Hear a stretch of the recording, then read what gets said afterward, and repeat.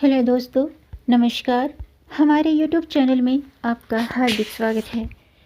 दोस्तों, आज की वीडियो में हम जानेंगे साल 2026 में माघ मास के कृष्ण पक्ष की त्रयोदशी तिथि को रखा जाने वाला प्रदोष व्रत कब है और माघ मास की मासिक शिवरात्रि कब है, पूजा और पारण का शुभ मुहूर्त, पूजा विधि और साथ में जानेंगे इस दिन किए जाने वाले विशेष उपाय। दोस्तों, 16 जनवरी शुक्रवार को प्रदोष व्रत और मासिक शिवरात्रि दोनों का संयोग बना हुआ है। इसमें महादेव की पूजा करने से, व्रत रखने से और कुछ उपाय करने से मनोकामनाएं पूरी होती हैं। जी हाँ दोस्तों, हर महीने के शुक्ल पक्ष की और कृष्ण पक्ष की त्रयोदशी तिथि को प्रदोष व्रत रखा जाता है। शास्त्रों के अनुसार प्रदोष व्रत भगवान शिव को समर्पित है और इस बार माघ माह के कृष्ण पक्ष की त्रयोदशी तिथि 16 जनवरी की शुक्रवार को पड़ रही है। शुक्रवार होने के कारण ये शुक्र प्रदोष होगा। शुक्र प्रदोष व्रत के दिन दोस्तों भगवान शिव के अलावा माता लक्ष्मी की पूजा करना अति शुभ होता है और इस दिन मासिक शिवरात्रि का संयोग भी बना हुआ है। तो आज की वीडियो में हम जानेंगे साल 2026 में माघ माह के कृष्ण प्रदोष व्रत की सही तिथि, पूजा और पारण का शुभ मुहूर्त, पूजा विधि और साथ में जानेंगे इस दिन किए जाने वाले महा उपाय। तो दोस्तों, वीडियो शुरू करने से पहले आपसे एक खास बात, अगर आप इस चैनल पर नए आए हैं और पहली बार आए हैं तो इस चैनल को सब्सक्राइब कर दीजिए और बेल आइकन बटन प्रेस कर दीजिए ताकि आने वाली वीडियो देख सकेंगे आप सबसे पहले। और जिन्होंने मेरा चैनल सब्सक्राइब कर दिया है, यानी कि अपना प्यार इस चैनल को दिया है, उनका दिल से आभार, बहुत बहुत धन्यवाद। प्रिय दर्शकों, इसी तरह इस चैनल के साथ जुड़े रहिएगा। ये आपका अपना चैनल है और इस वीडियो को अंत तक जरूर देखिएगा, क्योंकि दोस्तों आधी अधूरी जानकारी से पूरा लाभ नहीं मिलता है, इसलिए हमारे साथ अंत तक बने रहिएगा। तो आइए शुरू करते हैं। दोस्तों, 16 जनवरी शुक्रवार को धार्मिक दृष्टि से बहुत ही अत्यंत शुभ माना जा रहा है। इस दिन भगवान महादेव को समर्पित प्रदोष व्रत और मासिक शिवरात्रि का दुर्लभ संयोग बना हुआ है। शास्त्र के अनुसार जब प्रदोष व्रत और मासिक शिवरात्रि एक ही दिन पड़ते हैं तो उसका पुण्य फल कई गुना बढ़ जाता है। जी हाँ दोस्तों, ऐसा माना जाता है कि इस दुर्लभ संयोग में विधि विधान से भगवान शिव की पूजा, व्रत और रुद्राभिषेक करने से सभी तरह के कष्ट, रोग, भय और नकारात्मक ऊर्जा का नाश होता है। साथ ही जीवन में सुख, समृद्धि, मानसिक शांति और सौभाग्य की प्राप्ति होती है। प्रिय दर्शकों, इस दिन मूल नक्षत्र और ध्रुव योग का शुभ प्रभाव बना हुआ है। ऐसे में इस दिन अगर आप व्रत रखते हैं या कुछ ऐसे उपाय करते हैं जो महादेव को अति प्रिय हैं और मनोकामना पूरी करने के लिए ये उपाय बहुत ही कारगर हैं, तो संभव हो तो इस दिन व्रत रखें। और अगर आप व्रत नहीं रख सकते हैं तो विधि विधान से पूजा अर्चना करें और साथ में कुछ ये विशेष उपाय करें। दोस्तों, इस दिन विधि विधान से की गई पूजा करने से, व्रत करने से, दान पुण्य करने से महादेव शीघ्र ही प्रसन्न होते हैं। आइए जानते हैं प्रदोष व्रत की पूजा का शुभ मुहूर्त क्या है। दोस्तों, साल 2026 में माघ माह के कृष्ण पक्ष की त्रयोदशी तिथि 15 जनवरी की गुरुवार की रात्रि को 8:16 पर शुरू हो चुकी है और इसका समापन 16 जनवरी को शुक्रवार की रात्रि 10:21 पर होगा। त्रयोदशी तिथि उदय तिथि जो है, यानी कि 16 जनवरी शुक्रवार को उदय तिथि हो रही है त्रयोदशी की, इसलिए इस दिन व्रत रखा जाएगा, यानी कि माघ माह का शुक्ल प्रदोष व्रत 16 जनवरी को रखा जाएगा।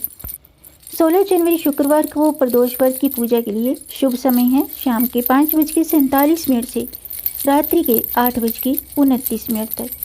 इस दौरान लगभग 2 घंटे 42 मिनट का जो समय है पूजा अर्चना के लिए प्राप्त होगा। इस दिन स्वस्थ सहित कई शुभ योगों का निर्माण हो रहा है, जिससे शुक्र प्रदोष व्रत का महत्व और भी बढ़ जाता है। आइए जानते हैं शुक्र प्रदोष व्रत की पूजा विधि। दोस्तों, शुक्र प्रदोष व्रत के दिन प्रातःकाल स्नान आदि से निवृत्त होकर व्रत और पूजा का संकल्प लें। पूजा से पहले सभी आवश्यक सामग्री एकत्रित कर लें और शुभ मुहूर्त शुरू होने पर शिवलिंग की स्थापना करें और सबसे पहले जल से अभिषेक करें। इसके बाद गाय के दूध से अभिषेक करें, पुनः जल से अभिषेक करें और माता पार्वती को श्रृंगार की सामग्री अर्पित करें। माँ लक्ष्मी की पूजा भी जरूर करें। प्रदोष काल में पुनः शुद्ध होकर के शिवलिंग को पंचामृत जल से स्नान कराकर शिवलिंग पर बेलपत्र, अक्षत, बेल फूल और धूप दीप और खीर का नैवेद्य अर्पित करें। अंत में शुक्र प्रदोष व्रत की कथा जरूर पढ़ें या सुनें और फिर शिव परिवार की आरती करें। अब मैं शुक्र प्रदोष व्रत की कथा शुरू करती हूँ, आप भी ध्यान से सुनिएगा। एक नगर में 3 मित्र रहते थे, राजकुमार, ब्राह्मण कुमार और तीसरा धनिक पुत्र। राजकुमार और ब्राह्मण कुमार विवाहित थे। धनिक पुत्र का भी विवाह हो गया था, लेकिन गौना शेष था। एक दिन तीनों मित्र स्त्रियों की चर्चा कर रहे थे। ब्राह्मण कुमार ने स्त्रियों की प्रशंसा करते हुए कहा, नारीहीन घर भूतों का डेरा होता है। धनिक पुत्र ने ये सुना तो तुरंत ही उसने अपनी पत्नी को लाने का निश्चय कर लिया। तब धनिक पुत्र के माता पिता ने समझाया कि अभी शुक्र देवता डूबे हुए हैं, ऐसे में बहू बेटियों को उनके घर से विदा करवा के लाना शुभ नहीं माना जाता है। लेकिन धनिक पुत्र ने एक नहीं सुनी और वह ससुराल पहुंच गया। ससुराल में भी उसे मनाने की कोशिश की गई, लेकिन वो जिद पर अड़ा रहा और कन्या के माता पिता को उनकी विदाई करनी पड़ी। विदाई के बाद पति पत्नी शहर से निकले ही थे कि बैलगाड़ी का पहिया निकल गया और बैल की टांग टूट गई। दोनों को चोट लगी, लेकिन फिर भी वो चलते रहे। कुछ दूर जाने पर उनका पाला डाकुओं से पड़ा, जो उनका धन लूट कर ले गए। दोनों घर पहुँचे। वहाँ धनिक पुत्र को सांप ने डस लिया। उसके पिता ने वैद्य को बुलाया तो वैद्य ने बताया कि वो 3 दिन में मर जाएगा। जब ब्राह्मण कुमार को ये खबर मिली तो वो धनिक पुत्र के घर पहुंचा और उसके माता पिता को शुक्र प्रदोष व्रत करने की सलाह दी और कहा कि इसे पत्नी सहित वापस ससुराल भेज दो। धनिक ने ब्राह्मण कुमार की बात मानी और ससुराल पहुंच गया, जहां उसकी हालत भी ठीक होती गई। यानी कि शुक्र प्रदोष व्रत के महात्म्य से सभी घोर कष्ट दूर हो गए। प्रिय दर्शकों, ये थी शुक्र प्रदोष व्रत की कथा। इस कथा को पढ़ने और सुनने मात्र से मनोकामना पूरी होती है। इस कथा को सुने या सुनाएं और कथा समाप्ति के बाद हवन सामग्री मिलाकर 11 या 21 बार 11 या 21 या 108 बार ओम ह्लीम क्लीम नमः शिवाय, ओम ह्लीम क्लीम नमः शिवाय स्वाहा इस मंत्र से आहुति दें। इसके बाद शिव जी की आरती करें, शिव परिवार की आरती करें और सभी में प्रसाद वितरित करें। उसके बाद भोजन करें। माना जाता है कि शुक्रवार को प्रदोष व्रत करने से सौभाग्य, दाम्पत्य जीवन में सुख समृद्धि से भर देता है, सुख सौभाग्य की प्राप्ति होती है। और यही कारण है कि प्रदोष व्रत का काफ़ी खास महत्व माना जाता है। शुक्रवार के दिन पड़ने के कारण इस प्रदोष व्रत से सुख समृद्धि बढ़ती है। आइए जानते हैं दोस्तों कि इस दिन महादेव को प्रसन्न करने के लिए, सुख समृद्धि की प्राप्ति के लिए, मनोकामना पूर्ति के लिए, मनचाहा जीवन साथी पाने के लिए क्या करना चाहिए। अगर आप व्रत करते हैं तो भी ये उपाय जरूर करें और अगर आप व्रत नहीं भी कर सकते हैं तो भी आप ये उपाय शुक्र प्रदोष व्रत के दिन जरूर करें। करना क्या है, शुक्र प्रदोष व्रत के दिन शिवलिंग पर दूध, दही, घी, शहद, बेलपत्र, अक्षत, धतूरा ये सभी चीज़ें शिवलिंग पर अर्पित करें और ओम नमः शिवाय मंत्र का जाप करें। इस दिन महामृत्युंजय मंत्र का जाप करना बहुत ही शुभ होता है। महामृत्युंजय मंत्र का जाप करने से महादेव प्रसन्न होते हैं और रोग बीमारियों से छुटकारा मिलता है, अच्छे स्वास्थ्य का आशीर्वाद मिलता है। शुक्र प्रदोष व्रत के दिन दोस्तों शिव पार्वती के साथ साथ माँ लक्ष्मी की पूजा जरूर करनी चाहिए, क्योंकि शुक्रवार का दिन माँ लक्ष्मी को समर्पित है। उन्हें कमल का फूल, मिठाई और फूल अर्पित करें। इस दिन महादेव को लाल गुलाब या शमी के जो पत्ते होते हैं, शमी पत्र अर्पित करना लाभकारी होता है। इसके अलावा दोस्तों इस दिन शिवलिंग पर 11 बेलपत्र अर्पित करना बेहद शुभ होता है। ऐसा करने से मनचाहा जीवन साथी प्राप्त होता है। धन प्राप्ति के लिए शहद और कच्चे चावल अर्पित करें। ऐसा करने से धन लाभ होता है।